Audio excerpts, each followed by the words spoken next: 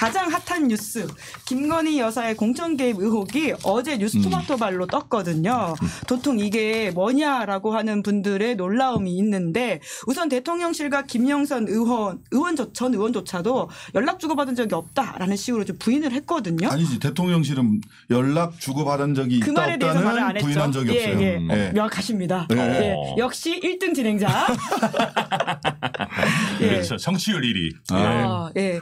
뭐 배우고 있습니다. 대통령실의 입장은 그러지 않았지만 김영선 의원이 뒤늦게 이제 텔레그램 연락을 주고받은 적이 없다 이런 식 이야기를 했는데요. 그럼에도 불구하고 두 분은 신빙성 있다. 에 오를 드셨어요? 우선 이제 윤석열 정부 들어오고 나서 설마 하는 일은 대부분 사실로 드러난 일들이 아주 많이 있습니다. 맞습니다. 예, 그렇기 때문에 그러니까 물론 이제 저희 개혁신당의 공식적인 입장은 호들갑 떨지 말고 물적 증거가 나오는 거를 좀 지켜보자라는 입장인데 뭐 결국 핵심은 이제 텔레그램 문자 메시지 뭐 캡처본이 나오느냐가 핵심일 것이고 그렇죠. 네. 저는 이 정도까지 구체적인 얘기들이 여의도에 많이 돌고 있는 상황이라면은 뭔가 실체가 있지 않겠는가 이렇게 추측하고 있습니다. 기사가 그 정도면 근데 이준석 의원이 지금 약간 이제 완결성은 떨어진다 이렇게 이야기를 한 바가 있지 않습니까? 본인도 봤다는 취지의 말이었어요. 이제 사실 이 얘기가 여의도에 아는 사람들이 굉장히 많은 얘기입니다. 사실은. 어제부터 그런 고백이 나오더라고요. 장성철 소장도 들었다. 나도 알고 있다. 예, 뭐 김웅 의원도 뭐 김용남 전 의원도 말씀하시고 뭐 신장식 의원님도 뭐 아마 일정 부분 다 듣고 계셨을 겁니다. 근데 이제 결국은 사실 이준석 의원의 얘기는 조금 우리가 너무 기대를 부풀리는 것보다 좀 조심스럽게 접근해야 된다라는 취지일 것이고 특히 김건희 여사가 원하는 인물이 공천이 안 된 걸로 일단 지금까지는 보여요. 그런 상황이면은 이제 그 어떤 기본적인 물적 증거의 내용이 정말로 부적절한 수준이냐라는 게 나올 때까지는 조금 차분하게 바라보자라는 내용인 것 같아요. 네. 차분하게 바라보자라고 하시는데요. 근데 이제 정황이 제가 뭐 갖고 계신지 잘 모르겠는데 저는 안 갖고 있으니까 얼굴이 점점 빨개지는 천하람. 저는 뭐 무슨 어색한 천하람. 캡처본을 안 가지고 있으니까. 근데 그 정황들이 사실 김용남 의원이 제일 먼저 이야기를 했었고 그건 일찌감치 얘기를 했어요. 이 얘기 나오기도 전에 한참 전에 일찌감치 김건희 여사가 개입 의혹이 있다. 제가 보니까 확인해 보니까 김종대 의원이랑 얘기를 하다가 김종대 의원이 그때 뭐 천공 관련돼서 막 빵빵 터트릴 때였거든. 그러니까 이제 사회자가 그 김용남 의원한테 뭐 없냐라고 뭐 그런 게 있었어요? 그러니까 김건희 여사가 뭐 공천에 개입했다는 뭐 이런 얘기를 한 적이 있어요. 한참 전에. 의원님 진행하던 방송에서 아니요. 다른 데서 그런 얘기가 있었는데 어제 뭐 김웅 전 의원 같은 경우는 그 김건희 여사가 총선 때 해외에 나가 있는 게 좋겠다 이런 얘기를 했었는데 저는 그때는 선거에 당장 도움이 안 되니까 나가 있어라는 건 줄 알았는데 김웅 의원이 그 얘기를 했던 이면을 공천에 개입하지 말고 해외에 나가 있어라. 근데 사실 라고 하는 취지의 이야기를 하시더라고요. 근데 이제 김웅 의원님 말씀의 취지나 어떤 그 필요성을 공감하는데 해외 나가 있다고 텔레그램 못하는 건 아니잖아요. 요즘 세상에. 그러니까 사실 굉장히 중요한 지점은 대통령이나 여사나 사실 개인 휴대전화를 이렇게까지 많이 쓸 일이냐에 대해서 한번 좀 곰곰하게 생각해 봐야 되고 물론 모든 거는 국정 운영의 성과와 관련이 있긴 해요. 그러니까 국정 운영을 잘하고 있었으면 소통왕인 거고 그런데 국정 운영이 엉망인 상황에서 굉장히 본인들의 어떤 편향된 아니면 부적절함을 개인 휴대전화를 통해 가지고 연락을 주고받았던 것 아니냐. 그런 우려가 지금 나오고 있는 거죠. 김영선, 이게 저는 그 소위 내란의 서막? 내란이라고 보기에는 내전의 서막? 윤한 간의 갈등이 계속해서 지금 말하자면 총선 당시에 공천을 둘러싸고 윤한 갈등이 있었다라고 하는 것은 여러 장면에서 확인이 돼요. 특히 윤한 갈등에서 아주 드러내놓고 나 짜증나 나 대통령이야 라고 했던 게 저는 주기환 전 광주시장 후보. 그때 비례순번이 뒤로 밀려 있으니까 주기환 후보가 아니 나 안 해 하고 치워버렸잖아요. 그리고 바로 다음 날 특보로 임명해버리고. 대통령실에 없던 민생특보인가? 다음 날인가? 민생특보로 임명을 하잖아요. 그리고 최근에 그 연합자산관리공사. 예. 네, 또 거기도 유한코. 그만두고 더 유한코 좋은 데를 갔다 이런 말이 있죠. 그 연봉 3억이라고 알려져 있는데 이쪽으로 보낸단 말이에요. 근데 요 이제 주기환을 둘러싼 주기환 씨를 둘러싼 것도 유단 갈등이 그대로 공천 과정에 드러났던 거죠. 근데 이 김영선 의원 관련해서도 제가 뭐 캡처는 없지만 예. 윤한 갈등에서 이제 어디에다가 공천을 할 거냐 말 거냐 여기에서 윤한 갈등이 있었다. 아니 김한 갈등인가? 하여튼간에 김한 갈등이 있었다라는 것이 드러나는 거라고 저는 보입니다. 네네. 요즘은 이제 김한 갈등으로 많이 바꿔야 되는 걸 수도 있겠네요. 김건희 한동훈 갈등이다. 네, 네. 예. 사실 이제 윤석열 정부 들어가지고 윤석열 대통령보다 김건희 여사의 존재감이 더 탁월하시기 때문에 네. 그러니까 김한 갈등이 또 말이 되네요. 굉장히 희한한 갈등이죠. 김건희, 네. 한동훈 희한한 갈등. 그래서 그 총선 당시에 개혁신당으로 김영선 전 의원이 찾아오신 게 예. 제일 중요한 거 가장 뜨거운 남자 천하람을 저희가 섭외하지 않았습니까? 네, 이거 네, 여쭤봐야 됩니다. 네. 그래서 그 당시 김영선 전 의원이 실제로 그 어떤 자기의 공천의 탈락의 부당함을 호소하면서 개혁신당 찾아간 적이 있나요? 사실 이제 공천 과정에서 있었던 일들에 대해 가지고 제가 뭐 또 뭐 다 이렇게 얘기할 수는 없는 것이고, 네. 조금만 하세요 그러면 다 하지 말고. 아니 근데 이제 사실은 저는 그때 당시에 이제 총괄 선대위원장 맡아가지고 지역을 도느라고 사실 정신없는 시기였고, 사실 저는 그래서 그 지점에 대해서 뭐 그렇게까지 뭐 많은 뭐 정보나 관여를 하고 있지는 않다. 적은 정보를 알려주세요. 그럼 많은 정보 말고. 그러니까 이제 그냥 그렇게 말씀드릴게요. 어제 이준석 대표도 말씀하신 것 같은데 많은 사람들이 총선철에는 자기의 일이든 타인의 일이든 정보 꾸러미들을 가지고 정당들을 전전하는 경우들이 많이 있습니다. 저는 뭐 그런 사례였을 수 있지 않을까 뭐 정도로 하겠습니다.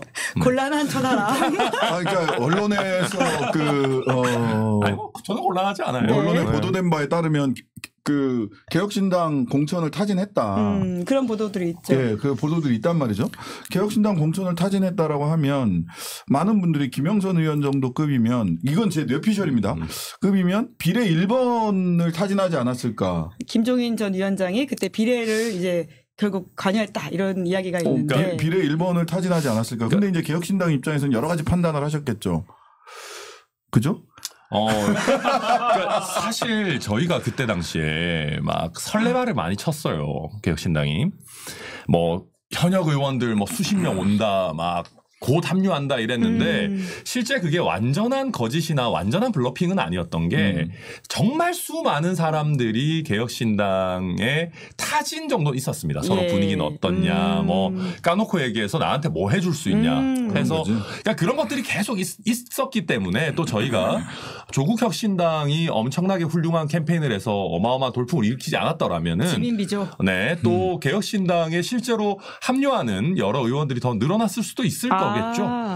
근데 이제 그런 여러 상황이었기 때문에 정말 많은 분들이 실제 타진을 하고 뭐 내가 가진 거는 이런 거고 뭐 여러 가지 얘기들을 저희에게 이렇게 쏟아냈던 걸로 기억합니다. 네. 이렇게 추상적으로 말씀하시면 제가 저의 뇌피셜입니다. 이거는 그냥. 그러면 이제 김영선 전 의원께서 그 공천이 그 사실 창원 의창 본인이 거기 가서 보궐선거에서 당선이 되셨던 곳이잖아요. 사실은 김영선이 왜 거기로 가지? 라는 것부터가 아무 연고가 없는 분이거든요, 사실은. 재보궐 자리를 거기 받는다는 자체가 사실 배지를 가져간다 이런 의미니까요. 거창인가? 원래 고향은 거창이시더라고. 창원 의창에 뭐지? 고향에서 그렇죠. 선거하셨던 분인데 거창과 의창은 창으로 끝난다는 거 외에는 전혀 다른 지역입니다. 예. 이런 거를 안 받아주세요. 오늘 보니까 아까 희한한 뭐 이런 것도 안 받아주시고. 아니 지금 이 이야기 천하람 의원님한테 더 들어야 되는데 이 어떤 것 때문에 그런 건데요. 예. 그래서 그쪽으로 가면서도 이제 언니 동생 사이라서 그런 거다. 김건희 여사와요. 김건희 여사와 그러니까 언니 그런 동생 사이. 내피셜? 예. 아니 그때는 풍문? 이제 풍문이 이제 쭉 있었던 거죠. 그러고 나서 이분이 굉장히 충성을 했단 말이에요. 노량진 수산시장 가가지고 그 수조 물 7번 드셨어요. 7번 드셨어요? 7번 드셨어요. 그걸 또 해보셨어요? 아니 그 뭐 이미 새에서 보도가 된 게 있더라고. 7번 드셨다. 그 노량진 수산시장 상인들은 굉장히 그 기괴하다라고. 맞아요. 왜냐하면 수조에 있는 물이 깨끗한 물이 아니에요. 생선 그럼요. 물고기들이 있기 때문에 거기서 그리고- 생활하는 곳이야. 그리고 그 보통 사람은 안 물은 먹습니다. 예. 후쿠시마 그게 오기도 전에 예, 그냥 예. 우리나라 바닷물인 거잖아요. 그 그냥. 정도를 했는데 갑자기 김해로 옮겨 일단 그 창원의 이창을 지킬 수 빼라라고 없는 했던 상황. 거잖아요. 예.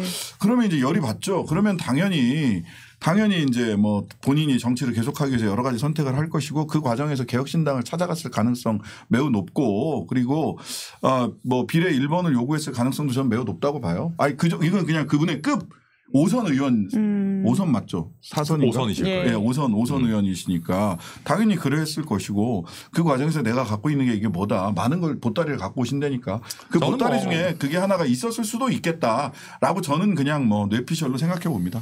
뭐 상상이니까요. 근데 이게 지금 뭐 그러니까 기수건 미수건 간에 여사가 여기저기에 국회의원들한테 연락을 했다라고 하는 것이 계속 드러나고 있다라는 사실에 대해서는 좀 평가할 지점들이 꽤 있는 거 아닙니까? 그러니까 지금 계속 공천이 안 이뤄졌으니까 괜찮은 게 아니냐라는 식의 이야기가 과연 이제 이 이야기를 끝낼 수 있느냐라는 생각이 들거든요. 저는 그 대통령실에서 그렇게 해명한 것 있잖아요. 그거는 텔레그램 캡처본이 나올 수 있다는 것을 대비하고 한 말이라고 봐요. 연락은 했을 것이다라는 것을 부인할 수 없다. 뭐 예. 그것까지를 대비하지 않았으면 그렇게 얘기하지 않죠. 연락한 적 없다라고 딱 잘라야죠. 그게 아니라 공천이 이루어지지 않았고 공천은 결국 당에서 했다라고 예. 돌렸잖아요. 그럼 그 얘기는 야 이거 언젠가는 이게 나올 수도 있겠구나. 라는 것을 전제하고 답변한 거 아닐까. 그러니까 그리고 실제로 지난번 국민의힘 전당대회 때도 사실 전당대회 가장 큰 이슈 주인공은 김건희 여사의 텔레그램 일십 한동훈 논란. 네, 일십 예. 논란이었잖아요. 그러니까 사실은 지금 보면 공천 뭐 이런 것과 관련해서 김웅 의원 얘기도 보면 너무 많은 사람들이 이런 텔레그램을 김건희 여사와 받고 또 자랑하는 자랑했다. 사람도 있고 예. 그러니까 이게 굉장히 민감하고 대통령실에 사실 정무수석이나 참모도 해서는 안 되는 네. 것을 영부인이 직접적으로 여당의 뭐 비대위원장 내지는 국회의원한테 서스럼 없이 개인적인 메시지를 보낸다는 거잖아요. 이거는 말이 안 되는 거죠. 진짜 역대급 영부인이다라는 말이 맞는 것 같아요. 천하람 의원님은 문자 받아보신 적 있으세요? 김건희 여사한테? 저는 뭐 어머 있으신가 보네요. 아니요, 뭐 노코멘트 하겠습니다. 오늘 천하람 의원님의 말이 계속 짧아지고 있다. 아니 근데 신혁식 의원님은 저는 없습니다. 예. 예, 없어요. 예. 예. 그 한동훈 대표가 그런 얘기도 있잖아요. 당 대표 선거 과정에서 불거졌던 그 문자 논란 앞뒤가 더 많이 있다는 거잖아요. 그러니까 오히려 그러면 더 국정농단이 될 수 있다는 취지의 이야기를 한 적이 당연하죠. 있죠. 앞뒤가 예. 더 많고 그 앞뒤에 있는 것들이 그렇다면 지금 추정컨대 뇌피셜입니다. 공천과 관련된 이야기가 있지 않았을까. 내가 이제 사과한다는 얘기뿐만 아니라 앞뒤에는 공천과 관련된 얘기가 있었고 그때 이제 내전이 벌어졌다. 그리고 그 내전의 여진이 여전히 있는 거고 이게 구체적으로 뭐가 이게 드러나기 시작하면 본격화될 가능성이 있다라는 생각이 들고요. 이 내전이 본격화될 하나의 계기는 제가 보기에는 또 이 10월 재보선하고 내년 4월 재보선입니다.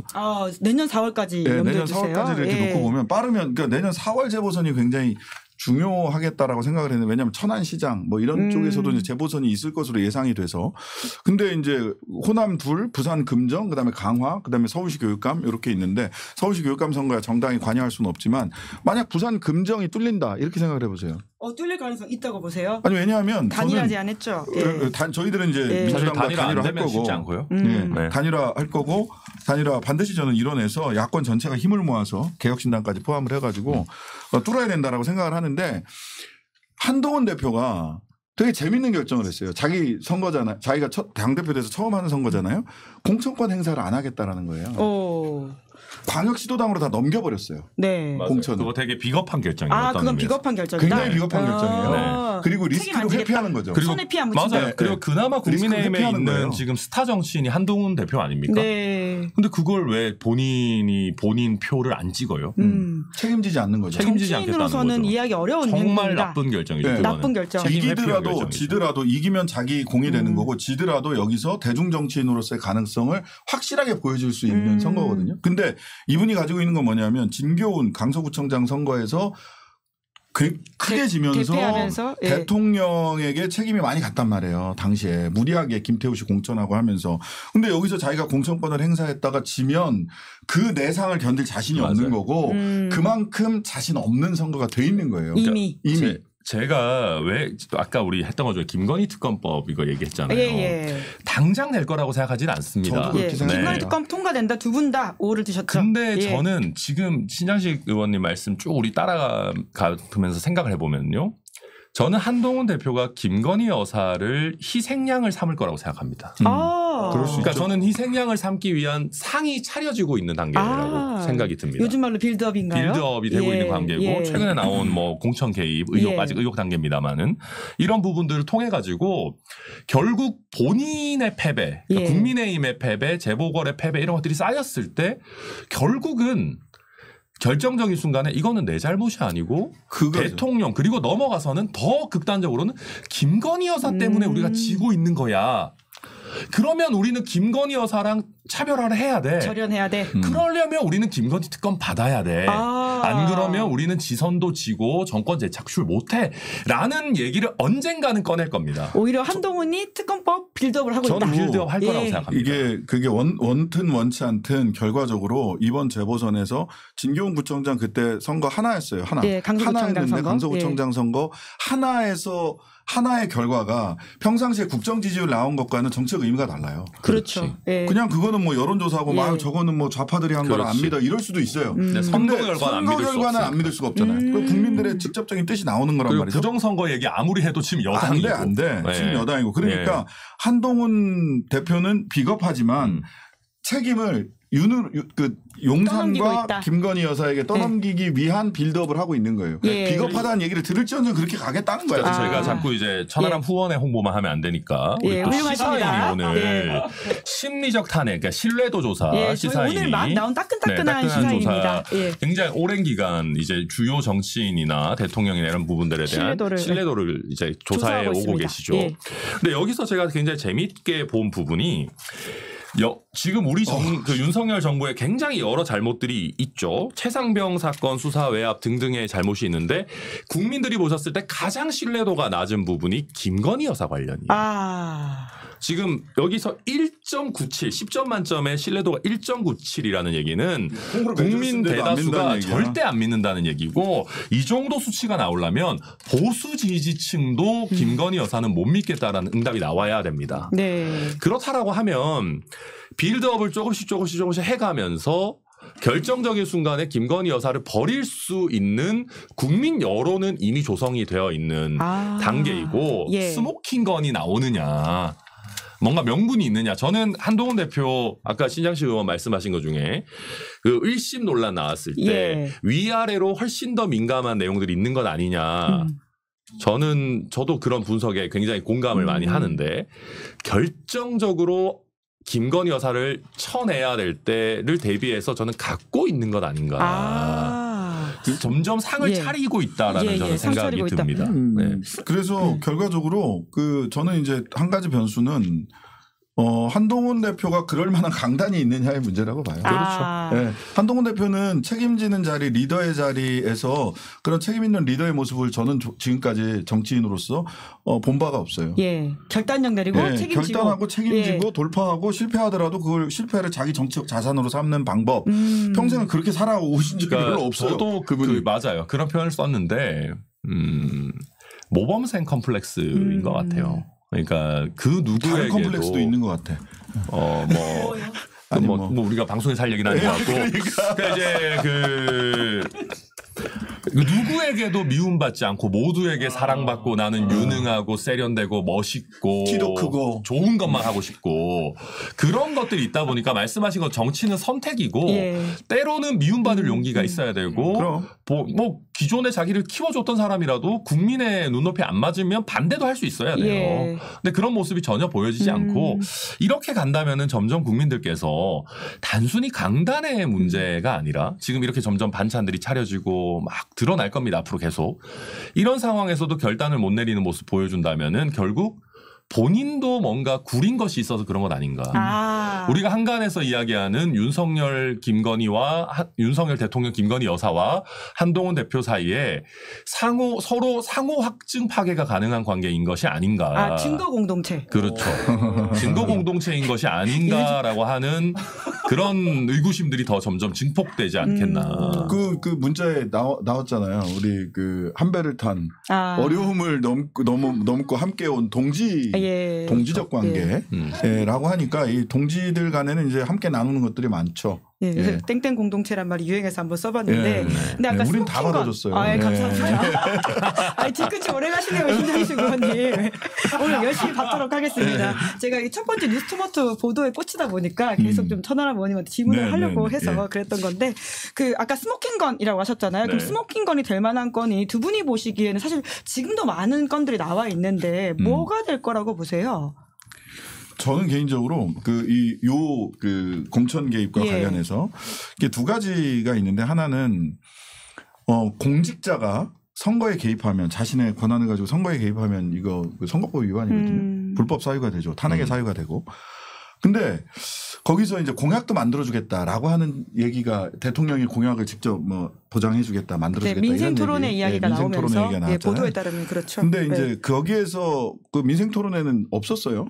근데 잘 생각을 해보면 민생 토론회 중에 가장 민생 토론회 전체가 굉장히 기이했고 이것 자체가 선거 개입이다라고 비판을 했지만, 가장 기이했던 민생 토론회는 뭐냐면 이원모 지역구에 가서 했던 민생 토론회예요. 다시 대통령실로 불렀는데 반도체 관련된 얘기에 이원모 후보가 냈던 공약의 99.9% 거의 일치하는 민생 토론회에서 다 돈 이렇게 해주겠다, 이거 하겠다, 저거 하겠다 쫙 나왔어요. 그리고 더 슬픈 거는 저희 양양자 원내대표가 얘기했는데, 양양자 원내대표 또 반도체 전문가잖아요. 그렇죠. 내 공약 뺏긴 거 아니냐라는 논란도 사실은 나왔었어요. 그러니까 사실은.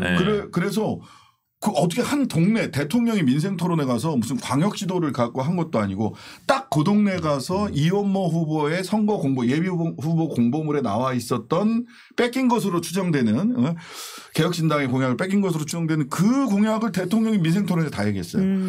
이 부분이 만약 사실관계가 좀 드러난다면 빼박이 됩니다. 빼박. 지금 그리고 이원모 이분도 대통령실 다시 돌아갔어요. 낙선하고. 이게 그런 거예요. 그러니까 이 이원모 당시 후보의 공천 문제도 사실은 용산과 국민의힘이 굉장히 불편했던 사이였어요. 그런 말이 있었죠. 내가 가장 아끼는 우리 후배를 왜 따뜻한 강남 3구 같은 데 안 주고 힘든 용인으로 보내가지고 이 난리를 치냐. 그러니까 그 상황에서 할 수 있는 모든 걸 하겠다라는 생각이었을 걸로 보이고 그러고 나서 그 시도가 이제 민생 토론회 했는데, 좀 미안한 말이지만 대통령이 오면 도움이 됩니까? 그러니까 이원모 후보 캠프에서는 내가 봤을 때는 진짜 막 고구마 50개 먹은 기분이었을 것 같은데, 오시지 말란 말도 못하고 돕겠다고 와서 막 공약을 붓겠다니 할 말은 없는데 하고 이제 결국 당연히 망했죠. 그러고 나서 사실은 바로 또 투명하게 대통령실로 불러. 내가 아꼈던 사람이고 내가 도왔던 사람인데 당이 말이 안 들었던 사람은 또 대통령실로 부르는. 주기환처럼. 다시 불러. 그러니까 이게 참 그러니까 이상한 거예요. 너무 투명한 거예요. 이게 예전에도 이런 거 왜 없었겠습니까? 근데 숨기려는 노력이라도 하고 너무 대놓고 한다. 조금 시간 간격이라도 두고 이렇게 하는데 너무 투명하죠. 그래서 그 부분은 저는 구체적으로 확인되면 굉장히 중요한 스모킹건이 될 거라고 보이고요. 그다음에 이제 박근혜 전 대통령 탄핵될 때 보면은 공천 개입 관련해서 두 가지인데, 하나는 블랙리스트를 만들었다는 거고 하나는 그 청와대 돈 가지고 여론조사 돌렸다는 거잖아요. 근데 여론조사를 했는지 안 했는지는 모르겠습니다만은, 리스트가 이 정부의 특징은 실제로 문서에 안 써놓은 리스트를 가지고 쫙 정리해가는 특징이 있어요.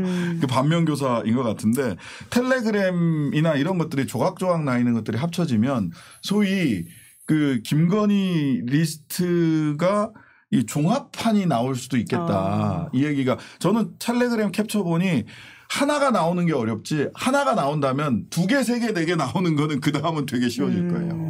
하나가 나오느냐. 네네. 네, 그러면 이게 나도 있다 이렇게 조각조각 난 게 이제 합쳐지겠죠. 그래서 저도 이게 관련한 물적 증거들이 사실 얼마나 나오느냐가 사실 중요하다고 봅니다.